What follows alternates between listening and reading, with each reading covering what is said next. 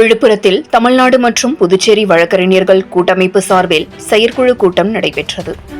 விழுப்புரம் தனியார் திருமண மண்டபத்தில் தமிழ்நாடு மற்றும் புதுச்சேரி வழக்கறிஞர்களின் கூட்டமைப்பு சங்கம் சார்பில் தமிழ்நாடு புதுச்சேரி கூட்டமைப்பு தலைவர் மாரியப்பன் தலைமையில் செயற்குழு கூட்டம் நடைபெற்றது. இதில் மாநில பொருளாளர் காளிதாஸ் வரவேற்புரை ஆற்றினார். இந்த கூட்டத்தில் தமிழகத்தில் வழக்கறிஞர்கள் மீது தொடர்ந்து தாக்குதல் நடைபெறுவதும் பொய்யான வழக்குகள் பதியப்படுவதும் தொடர்ந்து நடைபெறுவதால் மத்திய மற்றும் மாநில அரசுகள் உடனடியாக வழக்கறிஞர் பாதுகாப்பு சட்டத்தை அமல்படுத்த வேண்டும்.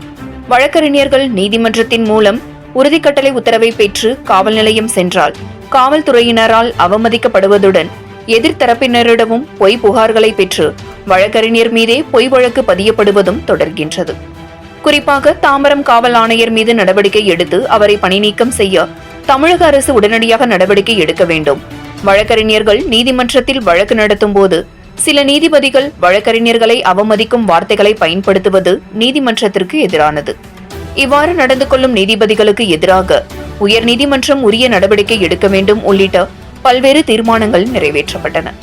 இந்த செயற்குழு கூட்டத்தில் மாநில பொதுச் செயலாளர் கார்த்திகேயன், மாநில செயலாளர் விவேகானந்தன், மகளிர் அணி பிரிசில்லா பாண்டியன், பார் கவுன்சிலர் உறுப்பினர்கள் செஞ்சி கதிரவன், மாநில தகவல் தொழில்நுட்ப அணி செயலாளர் சங்கர், கௌரவ தலைவர் வேலு மற்றும் தமிழ்நாட்டிலிருந்து பல்வேறு மாவட்டங்களிலிருந்தும் செயற்குழு வழக்கறிஞர்கள் மற்றும் விழுப்புரத்தைச் சேர்ந்த அனைத்து சங்க வழக்கறிஞர்கள் கலந்து கொண்டனர். 7 நியூஸ் செய்திகளுக்காக விழுப்புரம் மாவட்ட செய்தியாளர் எஸ் கலைக்குமார்.